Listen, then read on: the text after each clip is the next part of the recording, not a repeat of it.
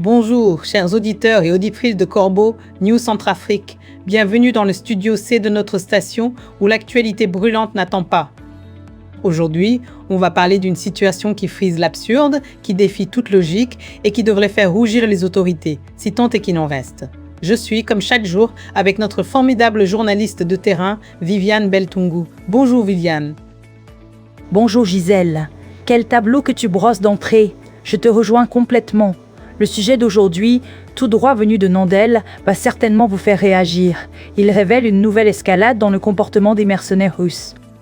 Imaginez Gisèle, dans la ville d'Undel, chef-lieu de la préfecture de Bamingui-Bangoran, ces mercenaires russes, du groupe Wagner, se sont carrément autoproclamés gendarmes, policiers et même douaniers. Ils ont érigé leur propre barrage routier, se sont emparés d'un camion venu de Bangui et ont carrément jeté un jeune apprenti en prison. C'est absolument sidérant, Viviane. Donc, non seulement ils sont là, mais en plus ils s'arrogent des prérogatives régaliennes que même les forces de sécurité centrafricaines n'osent plus exercer avec autant d'audace. On se demande qui donne les ordres dans ce pays, et surtout qui est aux commandes, l'empereur Faustin Archange Touadéra ou ses mercenaires. C'est la question que tout le monde se pose, Gisèle. Ce qui est certain, c'est que sur les routes de notre pays, ces mercenaires russes agissent sans aucune retenue. Mardi dernier, vers 21h, un camion de transport public, rempli de marchandises et de passagers, est arrivé à Ndel. Il venait directement de la capitale, après un long voyage de plus de 600 km sur des routes vraiment difficiles. Au moment de pénétrer dans la ville, le camion est tombé sur un barrage érigé par ces individus que d'aucuns appellent les criminels de Touadéra. Ils contrôlent ces points de passage et exigent des paiements pour chaque véhicule. Le chauffeur s'est donc conformé, comme tout le monde, pour s'acquitter des formalités exigées. Des formalités? Parlons plutôt de racket organisé par des forces étrangères sur notre propre territoire. Et je vois que l'article mentionne ensuite la fouille et la saisie des biens. Est-ce que cela a dégénéré, Viviane? On sait qu'ils ont une fâcheuse tendance à la violence. Totalement, Gisèle. Une fois le camion à leur niveau, l'attitude des mercenaires russes a changé du tout au tout. Ils ont commencé une fouille minutieuse et agressive, vérifiant les pièces d'identité une par une, fouillant les bagages des passagers. Ils ont même confisqué des effets personnels, des sacs et des porte-monnaies. Au cours de cette fouille, ils ont mis la main sur des produits pharmaceutiques, notamment du tramadol, transporté par un passager. On sait que ces mercenaires s'attribuent souvent les marchandises confisquées, soit pour leur propre usage, soit pour les revendre. Face à ces hommes armés qui dictent leurs lois, les citoyens n'ont absolument rien pu faire pour récupérer leurs biens.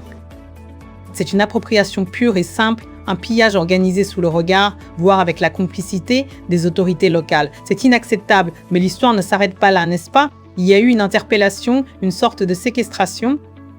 Exactement, Gisèle. Après avoir terminé la fouille, les mercenaires ont procédé à l'arrestation du chauffeur et de l'apprenti du camion. Ils les ont enfermés dans leur base, dans une sorte de geôle improvisée.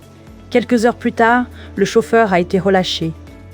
Mais l'apprenti, lui, est resté en détention dans leur prison. Pour ne rien arranger, les mercenaires ont d'abord déplacé le camion à l'entrée de la ville, avant de le ramener le lendemain à la gare routière d'Undel. Et là, pour s'assurer que personne ne touche au véhicule, ils ont donné l'ordre à de vrais gendarmes centrafricains de monter la garde jour et nuit à côté du camion.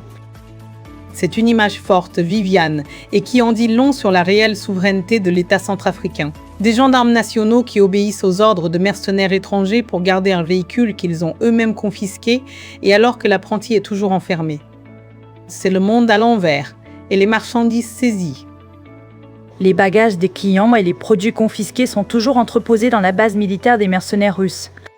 Cette situation démontre de manière éclatante que ce sont ces combattants étrangers qui dirigent sur le terrain, décidant de tout en matière de sécurité et de transport, sans avoir de compte à rendre à qui que ce soit, et surtout pas aux autorités officielles. C'est une prise de pouvoir qui ne dit pas son nom, et qui place le dictateur Faustin Archange Touadéra dans une position bien inconfortable, Gisèle. C'est une prise de pouvoir de fait, Viviane, qui déshonore notre pays et humilie nos propres forces de l'ordre. Merci Viviane pour ce reportage édifiant. Avec plaisir, Gisèle. C'était un article de Barthélemy Cossi. Et pour nos auditeurs qui souhaitent nous contacter, n'hésitez pas à nous écrire ou nous appeler sur WhatsApp au *136 75 72 18 281 ou au 66 16 44 65. À très vite et merci de votre fidélité.